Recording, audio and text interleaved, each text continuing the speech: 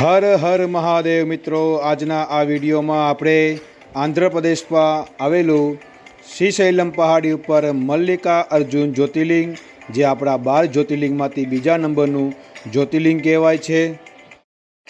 અમે લોકો સુરત સ્ટેશન પહોંચી ગયા છીએ અને સુરત સ્ટેશનથી હું અને મારા મિત્રો અમે લોકો જઈ રહ્યા છીએ હૈદરાબાદ 3 ટાયર એસીમાં. 1500થી 1600 રૂપિયા સમથિંગ ભાડું છે. સ્લીપરમાં 800થી 900 રૂપિયા. લોનાવાલા અમે લોકોએ ઓનલાઈન ડોમિનોઝના પિઝા મગાવ્યા. રાતે અમે લોકો સૂઈ ગયા અને વહેલી સવારે અમે પહોંચી ગયા છીએ હૈદરાબાદ. હૈદરાબાદમાં અમારું સ્ટોપ હતું સિકંદરાબાદ. એની પહેલાં આવે છે બેગમપેટ રેલવે સ્ટેશન. બંને વચ્ચેની દૂરી ખાલી 5 કિલોમીટર છે, પણ ટ્રેન આપણને બેગમપુરથી સિકંદરાબાદ 1 કલાકે પહોંચાડે છે. સમય ન વેડફાય એટલે અમે લોકો બેગમપેટ ઉતરી ગયા અને ત્યાં અમે 2 દિવસ માટે ટેક્સી રેન્ટ પર લીધેલી હતી. તો ટેક્સી ડ્રાઈવર અમારા ત્યાં આવી ગયા છીએ. બેગમપેટ રેલવે સ્ટેશનથી અમે લોકો બેસીને હવે અમે જઈ રહ્યા છીએ શ્રીશૈલમ. શ્રીશૈલમ જવા માટે ઉત્તર ભારતથી આવતા લોકો જેમ કે ગુજરાત, મધ્યપ્રદેશ, મહારાષ્ટ્ર, પંજાબ, દિલ્હી, ઉત્તર પ્રદેશ, આ લોકો આવવા માટે બેસ્ટ ઓપ્શન હોય તો એ છે હૈદરાબાદ. હૈદરાબાદથી અમે લોકો ટેક્સીમાં જઈ રહ્યા છીએ, જે અમને 4 કલાકે પહોંચાડે છે શ્રીશૈલમ. બસમાં તમે જાઓ તો 500-600 રૂપિયા એસી બસમાં તમને લઈ જાય. 6થી 7 કલાકમાં તમને પહોંચાડે શ્રીશૈલમ. અમે લોકો વહેલી સવારે નીકળી ગયા છીએ મલ્લિકા અર્જુન જવા માટે. મલ્લિકા અર્જુન જે શૈલમ પહાડી પર આવેલું છે અને દક્ષિણનો એને હિમાલય પણ કહેવામાં આવે છે. રસ્તામાં અમે આ ઓક્ટોબર વ્યૂ જે સાઇટ સીન કહેવાય છે, અમે લોકો ત્યાં જ ગયા. 50 રૂપિયા ટિકિટ છે અને આ તમે આ નજારો જોવો અહીંનો. તમે હૈદરાબાદથી આવતા હોય તો એક દિવસમાં પણ તમે લોકો અહીંયા શ્રીશૈલમના દર્શન કરીને રિટર્ન પાછા રાતે તમે હૈદરાબાદ જઈ શકો છો. એક દિવસનું ટેક્સી ભાડું આઈ થિંક 5,000 થી 6,000 હોય છે. અમે લોકો 2 દિવસ માટે ટેક્સી બુક કરી, જેનું 8,000 ભાડું છે. ઓન ઇન્ક્લુડ બધું વસ્તુ એમાં આવી ગયું, પાર્કિંગ, ટોલ ટેક્સ. અને હવે અમે પાછા જઈ રહ્યા છીએ બીજા અમારા સાઇટ સીઇંગ જે રસ્તામાં આવે છે શ્રીશૈલમ ડેમ. શ્રીશૈલમ ડેમનો તમે નજારો તમે જોઈ રહ્યા છો. ખૂબ જ સુંદર ડેમ બનાવેલો છે.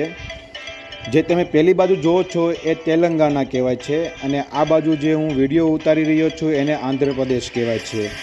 જે સામેની સાઈડ છે, જે તમે આ નાના નાના રોડ જોઈ રહ્યા છો, તમને હું બતાવીશ. જો આ જે રોડ છે ને, ત્યાંથી જ અમે લોકો આવ્યા છીએ.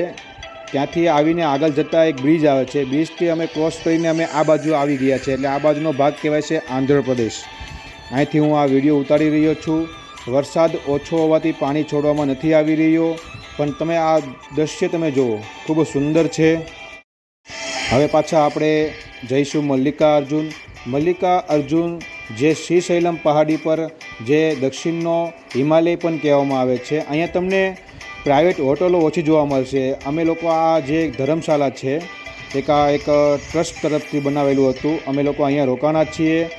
હું તમને આનો નજારો બતાવું તો સવારનો વિડીયો પણ તમને બતાવું. તમે આ વિડીયો જુઓ સવારનો. અમે જે રોકાણા એ હોટલ એટલે કે તમને આ હોટલ જેવું જ લાગશે. ટ્રસ્ટમાં અમે રોકાણા છીએ. સુંદર જગ્યા છે. તમે આ વિડીયોની ઉપર જે આ નંબર છે એ આ હોટલના નંબર છે. લોકેશન પણ મેં આમાં મૂકેલું છે. તમે લોકો અહીંયા જઈ શકો છો. હવે પછી અમે લોકો ફ્રેશ થઈને હવે અમે જઈ રહ્યા છીએ પાતાલ ગંગા. પાતાલ ગંગા એક શ્રીશૈલમમાં આવો એટલે પહેલાં તમે પાતાલ ગંગા જાઓ. પાતાલ ગંગા જવા માટે એક 800થી 900 પગથિયા છે નીચે જવા માટે. પણ તમને હું સજેસ્ટ કરીશ કે તમે રોપવેમાં જાઓ. 80 રૂપિયા ટિકિટ છે આવવાની અને જવાની. છોકરાઓના 60 રૂપિયા છે. અમે લોકો મિત્રો સાથે પાતાલ ગંગા અત્યારે જઈ રહ્યા છીએ રોપવેમાં બેસીને. રોપવેથી અમે લોકો જશું પાતાલ ગંગા. ત્યાં અમે સ્નાન કરવાના છીએ. આમ તો આ જે પાતાલ ગંગા કહેવાય એ કૃષ્ણા નદી છે. સામે તમે ડેમ જોઈ રહ્યા છો, જે મેં તમને અગાઉ બતાવ્યો હતો. કહેવાય છે કે પાતાલ ગંગામાં સ્નાન કર્યા પછી જ તમે શ્રી મલ્લિકા અર્જુનના દર્શન કરો તો ઘણું મહત્ત્વનું ફળ, તમને વિશેષ ફળ મળે છે. એટલે અમે લોકો અહીંયા આવ્યા. રોપવેથી પણ તમે આવો છતાં પણ તમારે અહીંયા 120થી 150 પગથિયા તમારે નીચે ઉતરીને તમારે જવું જ પડશે. અમે લોકો નીચે જઈ રહ્યા છીએ. અમે મિત્રો સાથે અહીંયા સ્નાન કર્યું કૃષ્ણા નદીમાં, પાતાલ ગંગામાં સ્નાન કરીને પછી હવે પાછા અમે જઈ રહ્યા છીએ મહારાજા શિવાજી મ્યુઝિયમ. શિવાજી મહારાજા જે કહેવાય છે એનું આ મ્યુઝિયમ છે, ખૂબ સુંદર છે. 10 રૂપિયા ટિકિટ છે. તમને લોકોને સજેસ્ટ કરીશ કે અહીંયા ખાસ તમે જજો. તમને અંદરનું પણ તમને હું બતાવીશ. મોબાઈલ લઈ જવાની પરમિશન છે અહીંયા અંદર. શિવાજી મહારાજની સભા, બધા પાત્રો અને સુંદર વર્ણન અહીંયા દિવાલો પર કરવામાં આવ્યું છે શિવાજીનું. હવે પાછા અમે લોકોએ ભોજન કર્યું બપોરનું અને હવે પાછા અમે જઈ રહ્યા છીએ મલ્લમા દેવી. આ મંદિર છે મલ્લમા કનેરુ મંદિર, જે મલ્લિકાર્જુન શિવની ભક્ત હતી. અંદર વિડીયો ઉતારવાની મનાઈ છે. અમે લોકોએ અંદર દર્શન કર્યા અને હવે અમે લોકો આવી ગયા છીએ વીરભદ્ર સ્વામી મંદિર. મંદિર અંદરથી એકદમ ઘૂંઘટ જેવું કાંઈ છે નહીં, ઉપર કોઈ ઘાટ નથી, સરસ મૂર્તિ છે. ત્યાં અમે વીરભદ્ર સ્વામીના દર્શન કર્યા અને હવે અમે જઈ રહ્યા છીએ મલ્લિકા અર્જુનના દર્શન કરવા માટે. મલ્લિકા અર્જુન આવો એટલે અહીંયા તમને તમારી ગાડી તમારે સ્ટોપ કરી દેવાની છે. અંદર ગાડી નહીં જવા દે. આ મલ્લિકા અર્જુનનો પાછળનો જે ગેટ કહેવાય છે, 4 ગેટ કહેવાય છે. અમે અહીંથી જઈશું દર્શન કરવા માટે. અમે લોકોએ આવી રીતે ઓનલાઈન ટિકિટ, જે સ્પર્શ દર્શન કહેવાય, 500 રૂપિયા આપીને અમે ઓનલાઈન ટિકિટ અમે લોકોએ બુક કરી હતી. રાતના 9 વાગ્યાનો અમારો સમય હતો. અમે લોકો તૈયાર થઈ ગયા છે દર્શન કરવા માટે અને મલ્લિકા અર્જુનના દર્શન કરવા અમે લોકો જઈ રહ્યા છીએ. હર હર મહાદેવ, હર હર મહાદેવ. સવારનો વિડીયો છે, સામે જોઈ રહ્યા છો એ મોબાઈલ લોકર રૂમ છે. મોબાઈલ અંદર લઈ જવાની સખત મનાઈ છે. મોબાઈલ ત્યાં જમા કરાવી દેવો. અહીંયા 3 લાઈન છે. એક તો શીઘ્ર લાઈનના 150 રૂપિયા, અતિશીઘ્ર લાઈનના 300 રૂપિયા અને સ્પર્શ દર્શનના 500 રૂપિયા. અમે લોકો જઈ રહ્યા છીએ 500 રૂપિયા આપીને સ્પર્શ દર્શનના. અમે લોકો ફ્રી લાઈનમાં પણ ગયા, ત્યાં અમારો અડધી કલાકમાં વારો આવી ગયો અને સ્પર્શ દર્શનમાં પણ અમે અડધી કલાકમાં દર્શન કર્યા. હર હર મહાદેવ. આ મલ્લિકા અર્જુનમાં તમે આવી રીતે દર્શન કરી શકો છો. હું તમને સજેસ્ટ કરીશ કે તમે ફ્રી લાઈનમાં પણ જઈ શકો છો, આરામથી દર્શન થઈ જશે. રાતે અમે લોકોએ દર્શન કર્યા પછી હોટલમાં અમે લોકો જમવા મારા ફ્રેન્ડ સાથે. ત્યારબાદ અમે લોકો પાછા આવી ગયા છીએ અમારી હોટલે. રાતે સૂઈ ગયા અને વહેલા સવારે પાછા અમે ઉઠીને હવે પાછા અમે જઈશું અહીંથી હૈદરાબાદ. અમારું પ્લેન છે બપોરનું. અમે વહેલા ઉઠી ગયા છીએ. આ અમારી હોટલનો નજારો છે, સુંદર દૃશ્ય, પહાડી વિસ્તાર. અમે અમારી હોટલથી હવે અમે રવાના થઈશું. અમારું બપોરનું અમારું પ્લેન છે. હૈદરાબાદ એરપોર્ટ ઉપર અમે જઈશું. પહેલાં અમે દર્શન કરીશું અહીંના સાક્ષી ગણપતિ. સાક્ષી ગણપતિનું આ તમે મંદિર તમે દર્શન કરો. મલ્લિકા અર્જુન આવો, દર્શન કર્યા પછી જ અહીંયા દર્શન કરવા બહુ મહત્ત્વના ગણાય છે. સાક્ષી ગણપતિના આગળ તમે દર્શન કર્યા મલ્લિકા અર્જુનની, એની સાક્ષી અહીંયા તમારે દર્શન કરીને તમારે અહીંયા ગણપતિની સામે પુરાવાની હોય છે.